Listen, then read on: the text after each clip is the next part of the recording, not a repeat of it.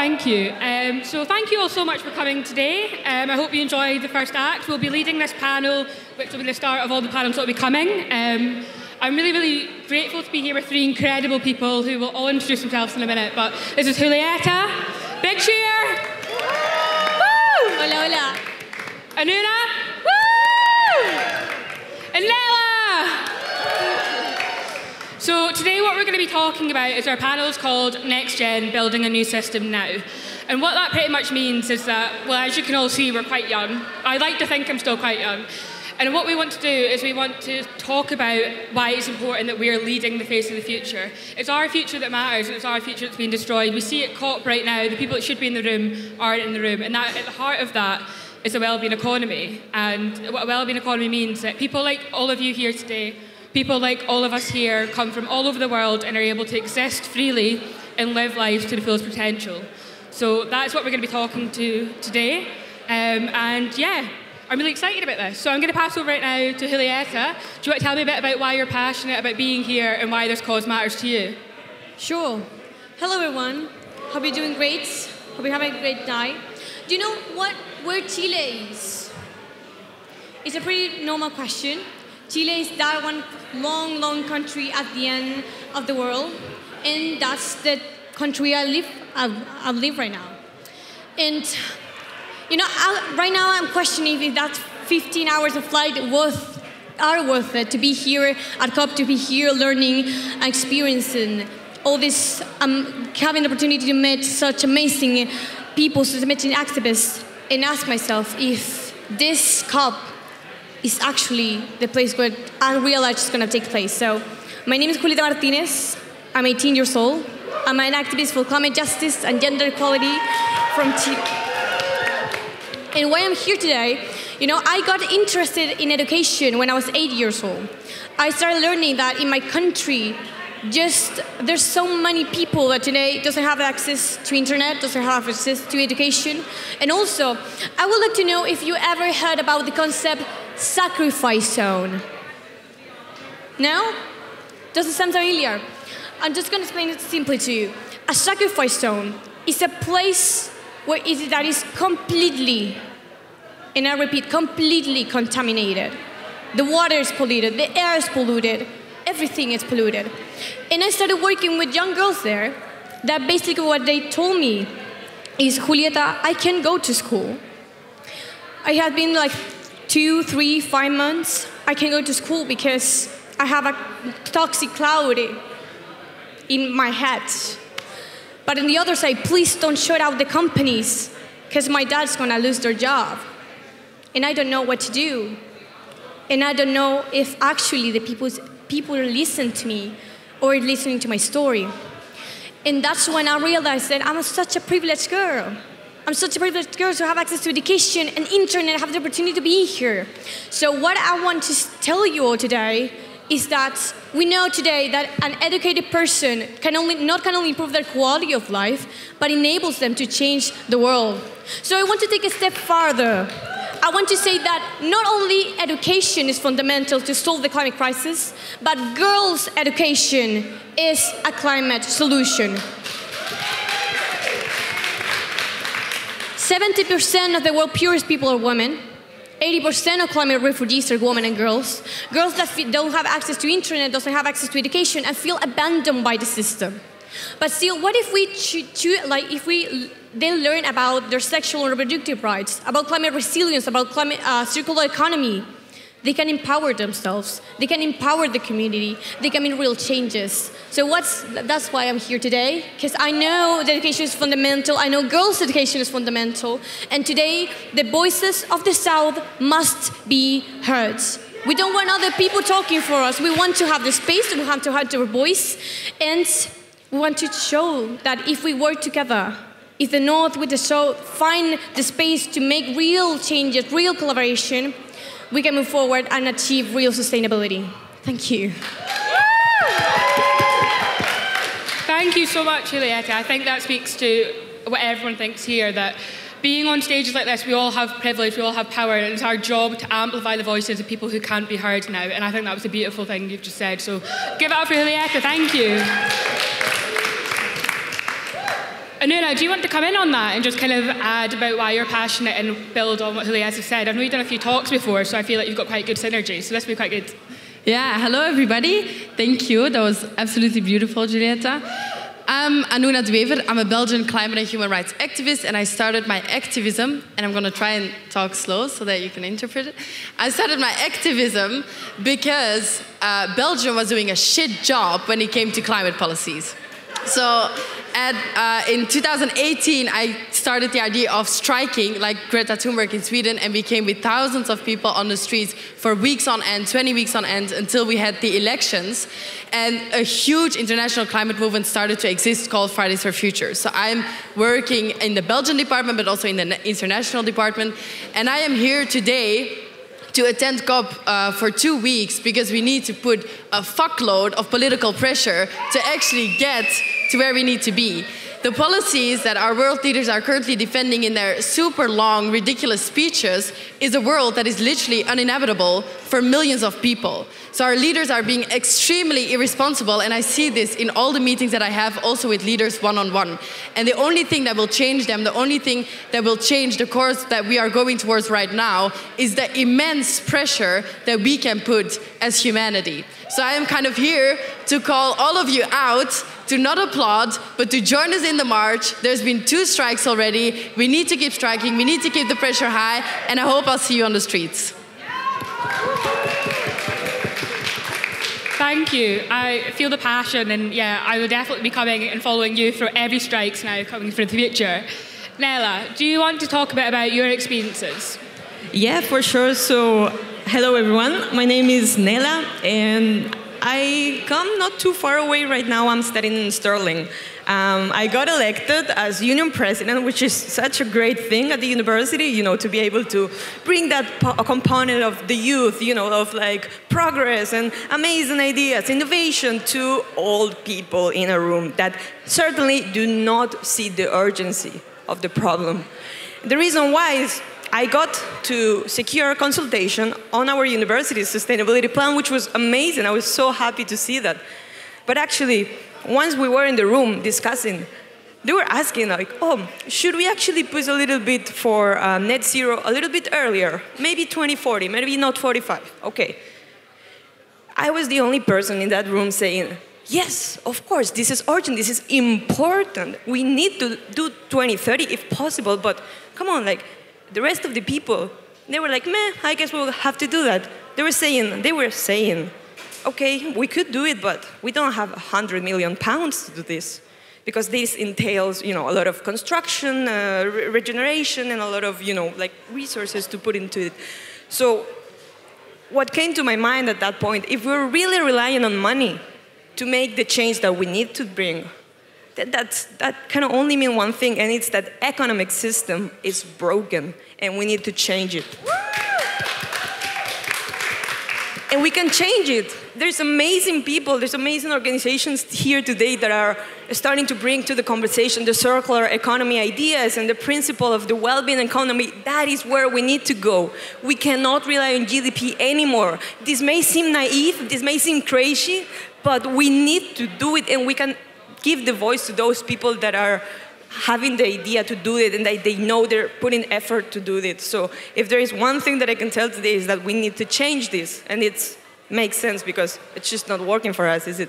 Otherwise I wouldn't be here talking about it. So yeah.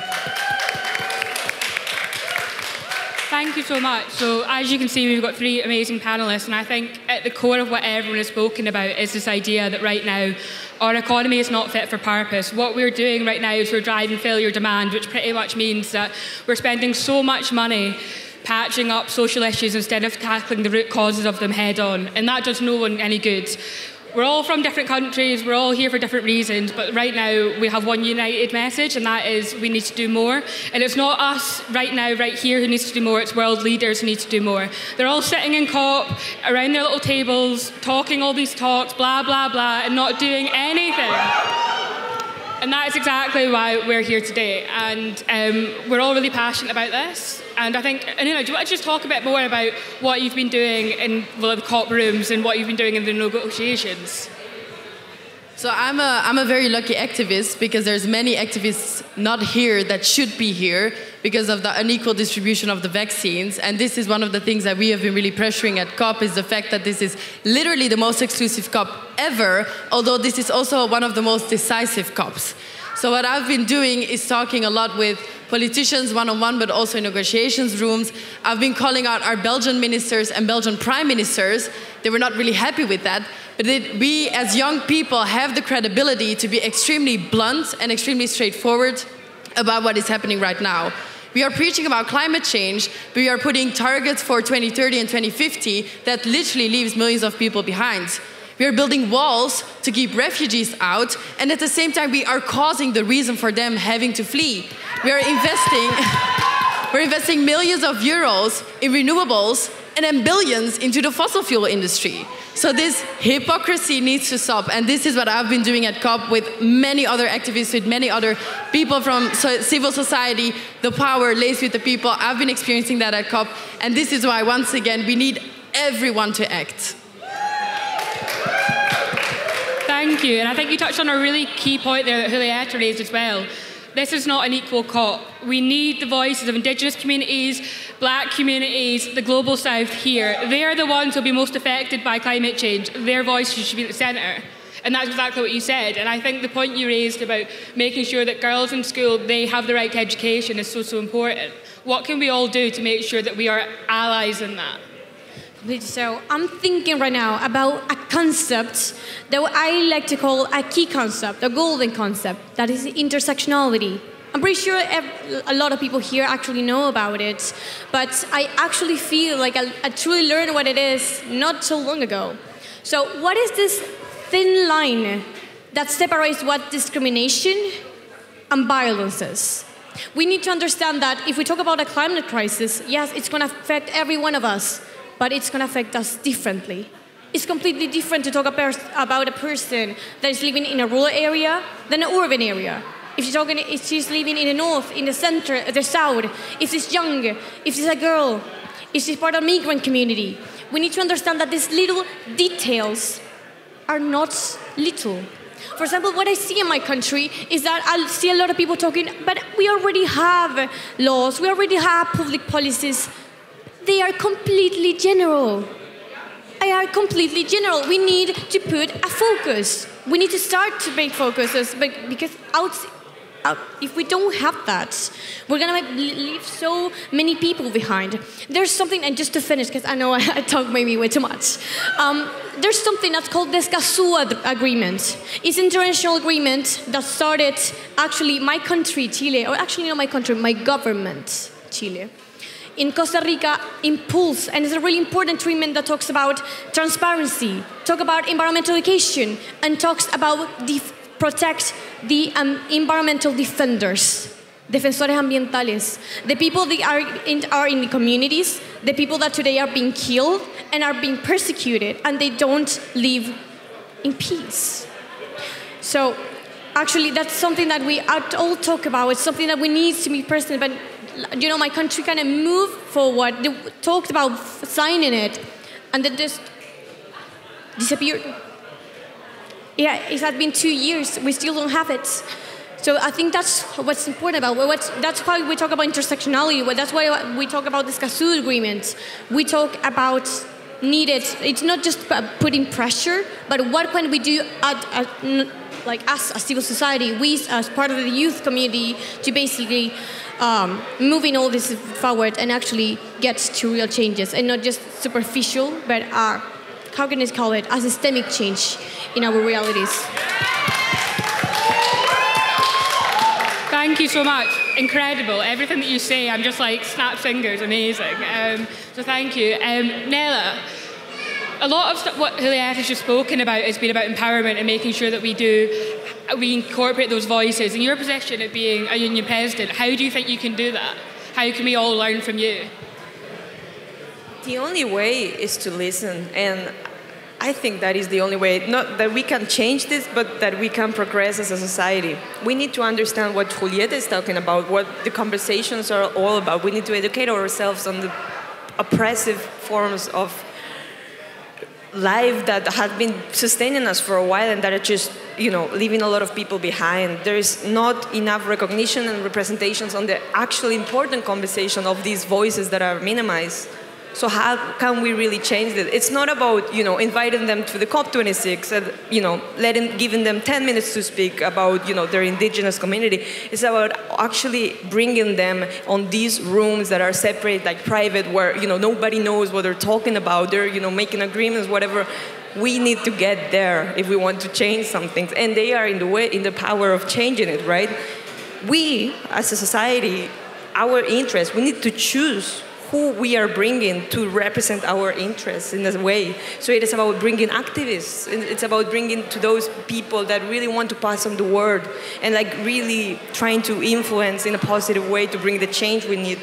We need to hear and listen and, maybe change something that we're doing. Maybe wrong. They'll be willing and open and accepting because we all have things to say and we all have different backgrounds. So we need to find the common ground and listen to each other. Thank you so much. And I think at the core of everything that we're saying, we need to be intersectional in what we're going forward and doing. The new system that's coming, it needs to have so many diverse voices. It can't be the pale male and stale. It can't be white, middle class, straight men. It needs to be people of all colours, all walks of life. And I think that's what is the key of this, and us being on the stage now, is that we're all talking because we all care about the people in our lives. We all care about the future. We all care about the citizens all across the world. And they all have to have the equal chance to flourish, regardless of what their background is. And there shouldn't be any barriers to stop that.